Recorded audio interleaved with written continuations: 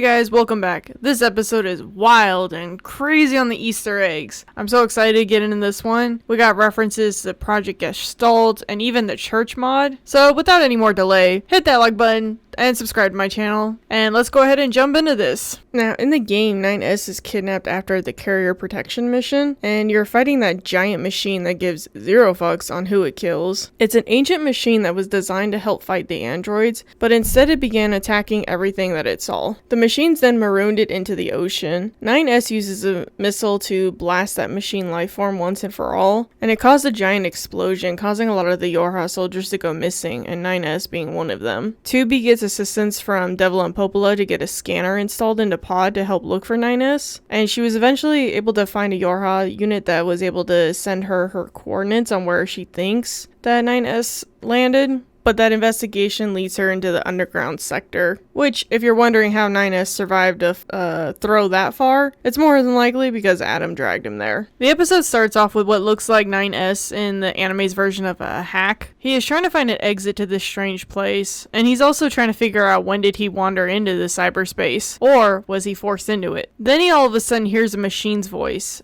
The machine's voice is talking about how they have changed. They were the ones who waged war, but learned from the androids and have grown exponentially. All of the things they have learned have gone into the quote-unquote new consciousness. Then all of a sudden the voice begins to change, and it is talking about this consciousness has turned into a new existence, and his name is Adam. We have definitely seen these machines evolve over this season. Looking all the way back at the Pearl Harbor descent, during that battle, the machines continue to evolve. A2 and the Resistance and the rest of her team were at one point able to find the machine's weaknesses, but then the machines adapted. You could also look at Pascal or even the Forest Kingdom as well and the evolution of those machines. 9S questions Adam's logic. He starts to say, but a mere machine can't, and then Adam interrupts him saying, you don't think a mere machine can speak of existence, do you? If so, then do you think you androids can? Adam calls out that the androids are only puppets that act according to instructions given to them. Clearly 9S wasn't a fan of that statement. Adam asks 9S, how is 2B doing? Then explains that he is a life form that they witnessed his birth, and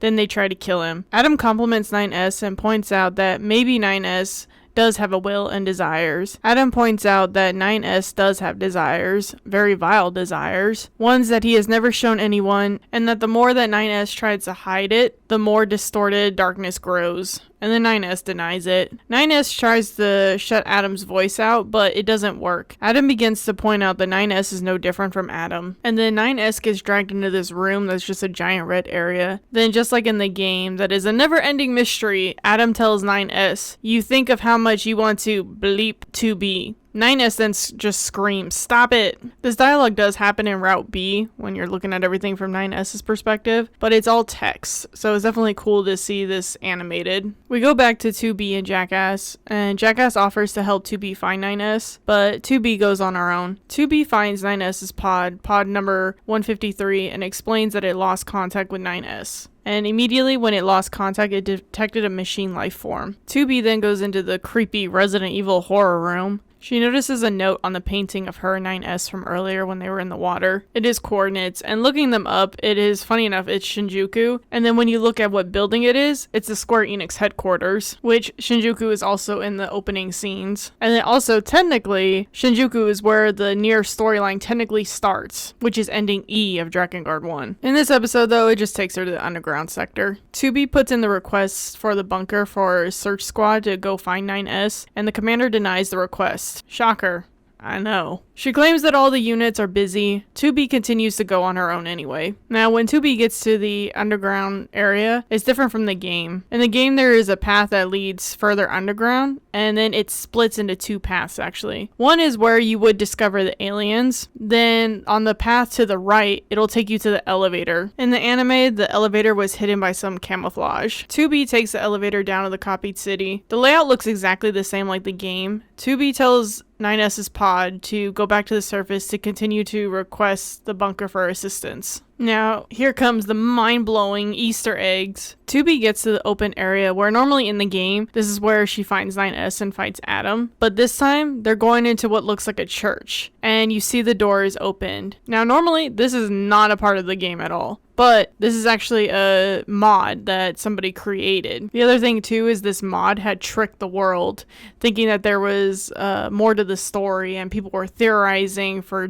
months on what this church meant. Now in the game, when you go back to the copied city, there's this hidden door that you could take, and once you open the door, there's a ladder that you could take further down underground. The twisted room also looks like the library as well. But once you get to the end of this crazy twisted room, there is another door, and when you open the door, you could see it's a church. There is someone laying on the altar, and when you look to the left, it looks like a figure might be praying. The person laying on the altar has a lunar tear resting on them. And then if you look to the right, you'll see a chest. And when you open the chest, there's a document called Class Patient Health Record, and it's a record on Yona, the little sisters who are protagonists in the NieR Replicant game. Then all of a sudden, that figure begins to attack you. This would seem like it's NieR protecting his sister. Once you've beaten him, there is more to this mod, and this mod even makes references to Drakengard 3, but I won't go into that. It is a fun battle though, so if you have the ability to download this mod and try it out, I recommend it. And now it looks like Yoko Taro has added it to his story. When 2B goes inside, it looks like a large number of people were Han Solo'd. Pod confirms that they are calcium sulfide, aka salt. Now we're really getting into some lore. But first, I'm going to throw out there that in my description, there's going to be links to this guy named Brando SP. He's done a lot of lore videos on Project Gestalt and what led up to the NieR story that we know of today. Another reference that you can use is the Grimoire NieR that came out last year. I bought that book when it came out, and it's been a great help with looking into what happened in NieR. With that said though, I'll give you a short version of why the salt is significant in this episode. There was an incident back on June 12th, 2003, where a mysterious giant and a red dragon appeared out of the sky. This is the events of Drakengard Ending E. A man named Kaim and a dragon named Angelus defeat the Queen Beast in Tokyo, and then Kaim and Angelus were shot down by the JSDF fighters. The Queen Beast dissolves into this white substance. This white substance is called Maso particles, which is particles from the Drakengard universe. Now fast forward to December of 2003, and we have our first victim to this new disease. They called this disease the White Chlorination Syndrome, or WCS for short. I already have a hard time speaking as it is, so WCS is fine with me. The infected had two choices. They either make a pact with a god and lose their humanity and become members of the Legion, or they turn into a pile of salt. Legion are former humans driven to rampant brutality by the WCS. Their skin is white due to the calcification caused by the disease. While they have reduced intelligence, they also possess increased physical abilities. And eventually the infected that become Legion, they turn on each other. Oh, and you know this scene here at the beginning of NieR Replicant? You'd think it's just a snowy summer, right? Well, you'd be wrong. That's salt. Yeah, this just got dark real quick. And with this, it leads up to Project Gestalt. Now, this video, I'm not going to go into Project Gestalt and how we got from 2003 to now. This video would be over 10 hours long if I did that. So, like I said, take a look at the videos that I put in my description. If you want to hear more about the origin of Project Gestalt and even leading up to NieR Automata, this guy does a great job of explaining all that. Now, looking at some of the people, no one really sticks out that I recognize till we get to one guy who potentially looks like NieR, or to be honest, he looks like Kaim too. And then right next to him, it looks like it could potentially be Yona. And then I see a couple of females that look like Devila and Popola. 2B has the same question we all do. Why do these even exist? And the answer is unknown. And then all of a sudden you hear church bells. Then the walls start crumbling in one section of the wall, and it's disgusting what is behind that wall. These are missing Yorha squad members, and they are formed into a shape of the Yorha emblem. Then those little white boxes on the floor begin to move, and 2B breaks down another door, and it's a library from NieR. Funny enough, it still has the roof intact. Adam makes an appearance, and Adam states that he wants to speak to 2B. Adam explains to 2B who he is and how they met before. Adam explains that the copied city is their playground. He explains the machine life forms have an exceptional interest in humanity. Adam talks about how the complexity of humanity fascinates him. He wants to know what it truly means to be human. 2B is looking at Adam confused by what he's talking about. Then these blocks come out of the ground. Adam says he's going to show 2B what the androids have been seeking for all these these years. Then the blocks behind him start to fall, revealing the machine's creators. Now, I didn't notice this until just this episode. When it goes to like a commercial break and that NieR Automata logo comes up, for a split second, you can see a bunch of numbers and text. And this is something that Yoko Taro has put in all of his games. You can actually take this text and translate it hexadecimal to text, and it actually translates into words.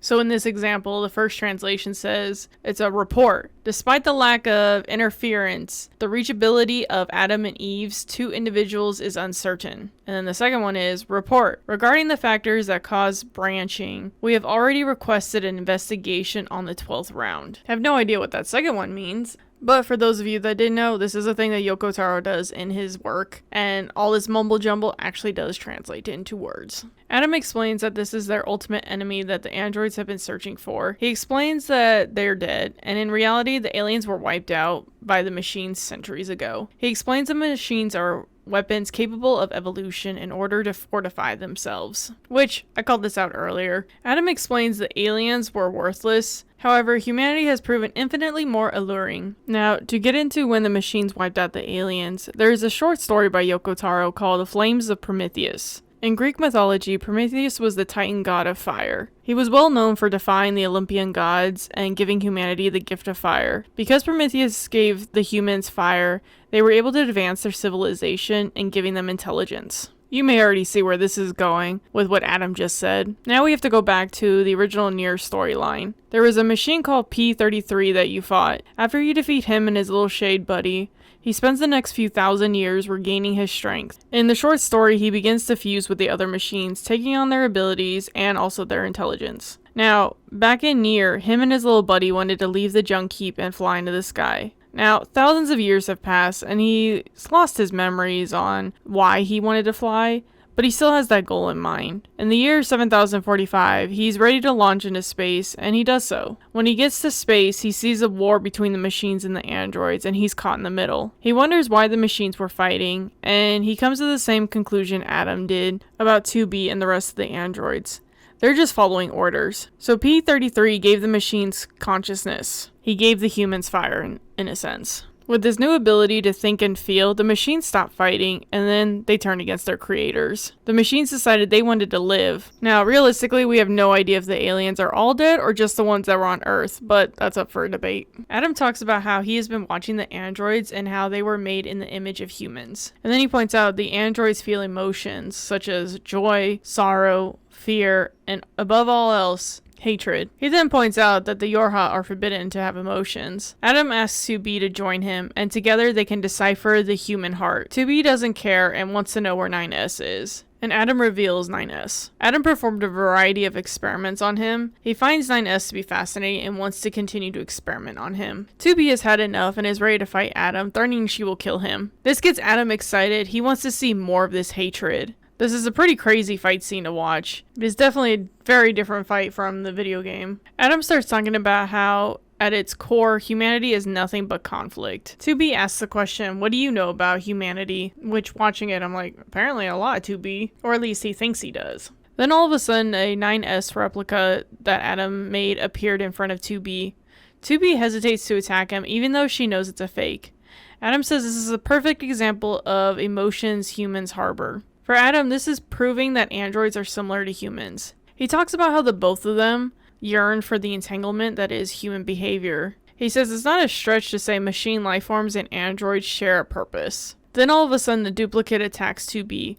Pod quickly takes it out, then Adam kicks Pod out of the way. Adam points out that the infinite amount of slaughter of both sides during this war will amount to nothing. And I can agree with that, and I'm sure 2B has thought about this as well, which is what Adam asks her. Adam points out that humanity went extinct a long time ago. In the game, you actually don't learn about that till the end of Route B, when 9S is back on the bunker talking to the commander. 2B tells Adam to shut up. Adam says even though humanity has ceased to exist, he has vowed to reach to the pits of humanity that are no longer within our reach. He states that the machines are in a connected network and cannot die. The concept of death bears no meaning to their kind. For that reason, Adam has severed his connection to the network. He tells 2B if she deals a deadly blow, he will die and then she can have 9S. Now, if you saw my last video, this whole dialogue is almost exactly like the dialogue from the books when you read it from Adam's point of view. When 2B gets ready to go in for the attack, a bunch of 9S replicas appear out of nowhere and stop her. The 9S replicas start to strangle 2B. Adam asks 2B if she could see death. Then all of a sudden you hear Pod say, "We have arrived at designated time," and 2B says that she was just buying time. Adam then notices that someone is messing with his system. Then we go back to when 2B and the Pods first get to the copied city. What is interesting with this conversation is when 2B tells Pod to go back to the surface to request for help, Pod denies that request and states that she only takes command from 9S. Plus, then the Pod points out that 2B's commands won't work. Command more than likely will deny them again. 2B asks Pod then, "What is your plan?" Pod explains she will hack into the main system while the enemy engages with 2B. The Pods were able to take control of Adam's system. The copied city has now changed colors, and Adam is fine with this outcome and accepts death with open arms. Then 2B goes in for the kill, but then all of a sudden there is another person in front of Adam. It is Eve. He says, "I'm going to protect you, elder brother," and has a smile on his face. Then Eve breaks 2B's sword and throws her. Eve then falls to the ground and 2B is back outside. She's about to go back in to try to save 9S, but the Pods were able to bring him out since they have control of the system. The copied city then begins to fall apart and Adam is holding Eve, telling him, "Hey, when we get home, let's play together." I finished all my reading and then sadly, Eve disappears. And now we see Adam breaking down. For machine lifeforms, they understand fear, and in the novel they talk about how androids understand the fear of dying. So what we're witnessing now is Adam is getting his wish and understanding more of human emotions. Then it shows the title of the episode, which is Hungry for Knowledge, which is ending G of the game, and ending G is when you're playing as 9S for the first time in Route B, and instead of going to meet 2B, he leaves to go exploring. He wants to go learn all that he can about the world, which is a very fitting title for this episode. But with that, I'll end it here. What do you guys think of this episode? I like this episode a lot. It had a lot of lore in this episode, and definitely some twists with Adam and Eve's story. And seeing more of what was in the novel come to life on screen, it was a really nice change, and I'm all for it. What are your thoughts on this episode? Let me know what you guys think in the comments. Thanks again, and see you guys next time.